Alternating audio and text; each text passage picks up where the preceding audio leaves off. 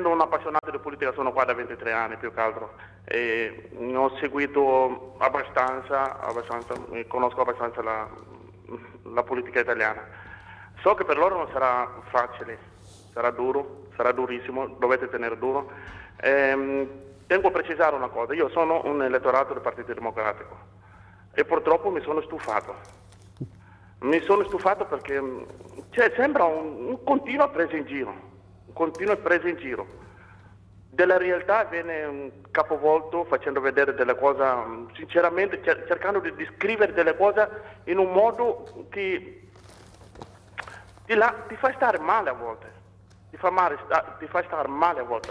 Soprattutto ciò che sta succedendo questi giorni in questo paese. Io non lo so, sinceramente sembra D'accordo, devo chiedere scusa, devo interromperla. Deluso dei partiti, lei prima di scoprire Grillo era uno a cui piaceva la politica? No, assolutamente, non mi sono mai occupato di politica prima di aderire a questo movimento. Tra l'altro ho votato credo per almeno 15 partiti diversi con un'unica... Poche idee ben confuse. No, con un'unica costante, quella di pentirmi esattamente il giorno dopo avergli dato il voto. Per cui, ecco sì, no, non sono un politico di professione, non lo diventerò mai. Mi racconta Beppe Grillo in politica? Come? Mi racconta chi è Beppe Grillo in politica? Ma ripeto, Grillo è semplicemente una persona che è stanca. Lui è stato per molti anni nel giro della televisione, del business, e ha visto probabilmente cosa c'era dietro alla pubblicità, all'industria malata che c'era. Ha avuto la possibilità, girando l'Italia nei palazzetti, di conoscere molte persone e per cui di avere anche tante informazioni. È una persona curiosa, a cui vuole sapere e conoscere. E per cui ha deciso di cambiare questo paese, non ne può più, è come tutti noi stanco di come stanno andando le cose, di vedere sempre che cambiano gli attori ma rimane sempre la stessa situazione. Anzi, ultimamente non cambiano neanche gli attori, sono sempre gli stessi, per cui... Ultimamente? Gli ultimi 20 anni almeno, sempre quelli. No, qualcuno è cambiato per decesso naturale. Sì.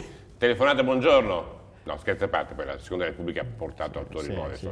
Siamo seri perché Di Pietro e Berlusconi, per prendere gli opposti, dal 90, non c'erano. Dal 90, non 20 c'erano. anni. Telefonata, buongiorno. Sì, pronto? Buongiorno. Buongiorno, senta, io volevo solo sapere una cosa, è la prima volta che telefono alla televisione, quindi... Beh, grazie per aver scelto noi. No, volevo dire una cosa, io ascolto un po' tutta la politica, non sono né di destra né di sinistra, cerco il buon senso.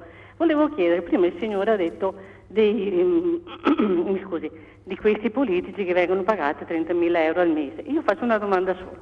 I nuovi politici che stipendio vogliono avere? Perché noi cittadini li paghiamo e tante volte ci chiediamo, ma per tutti questi soldi noi cosa facciamo? Cioè, ha capito? Perché è tanto bene discutere e portare anche in evidenza le cose, però alla fin fine noi li paghiamo e penso che tanta gente, 30.000 euro, 20.000, adesso non lo so di preciso, con i benefit, senza benefit, non lo so. Sì, con i benefit semmai, perché per esempio quest'anno il parlamentare europeo è sceso il parlamentare europeo è sceso a 7.000 euro di stipendio. Però vediamo la domanda, lei da consigliere regionale la ringrazio. Che stipendio vorrebbe? Ma noi diciamo che un politico dovrebbe prendere gli stipendi come un manager aziendale, per cui i 3-4 mila euro... No, per carità, mi hanno detto, ho sentito che Cipolletta, Ferrovie dello Stato, 700.000 euro all'anno, mi viene... Allora, lo stavo dicendo adesso, prego, secondo mi viene me da stare male uno stipendio, se è vero. No, io spero che non lo sia. Ma mi viene, capito? Allora, quello che io intendevo per uno stipendio medio di un dirigente aziendale è 3-4 mila euro, ma soprattutto quello che dà più fastidio, secondo me, non è neanche tanto una questione di stipendio, è il fatto proprio della pensione dopo 2 legislature, il fatto che dopo 10 anni queste persone vadano con una pensione molto alta. Non hanno la pensione. La chiamano in un altro modo. Ok, è la stessa cosa, però se mi permette. C'è una domanda che mi arriva ancora, visto che ho fatto vedere delle foto, adesso devo ricercare sul non nucleare. Mi chiedo, lei non è per il nucleare, quindi? Sì. Allora, io credo che il nucleare sia una bufala, nel senso che oggi parlare di nucleare non ha senso. L'uranio, che è il materiale che serve per fare l'energia nucleare, è passato negli ultimi anni da $5 oncia a $175 oncia. Una centrale nucleare, per costruirla ci vogliono circa 20 anni, voi pensate l'uranio cosa costerà tra 20 anni, perché ormai scarseggia, per cui non è vero che sarà una fonte di energia a basso costo. Ho l'impressione che al posto di fare delle centrali da 1 milione di watt, noi abbiamo più bisogno di 1 milione di cittadini che si producano magari 1 watt o che non consumino 1 watt risparmiandolo. Si risparmierebbe molto anche su queste grandi opere. Posso dire che io sono stupito che, e lo dico in senso negativo, abbiamo sconfitto il buio. Vale a dire? Io mi sono trovato in aperta campagna a chiacchierare di sera dopo un allenamento dei cani e a un certo punto ci siamo resi conto, ma siccome era la luce, ma che ore sono? L'1 di notte, ci si vedeva perfettamente. Con i lampioni, cioè non c'è più il buio. Infatti sono sparite le lucciole. Non c'è più il buio. Cioè io credo che perché i negozi, per carità, dell'illuminazione serve nelle città di notte, ma perché? Cioè, ma chi è che va a vedersi le scarpe, le giacche di notte, tutto illuminato?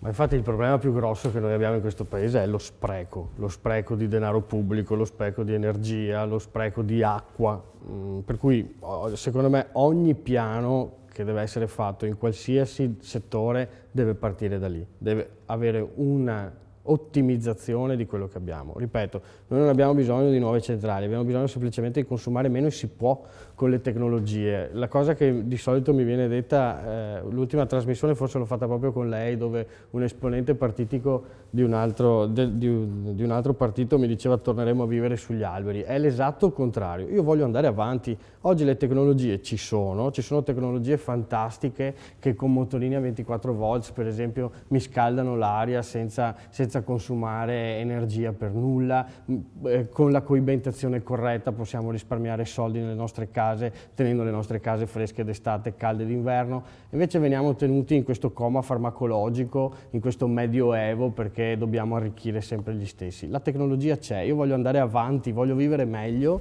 voglio spostarmi solo quando serve, non fare 50 km per andare a lavorare, voglio che si investa nel telelavoro, voglio che si investa nel risparmio energetico, voglio una vita di qualità più alta e non ce l'ho.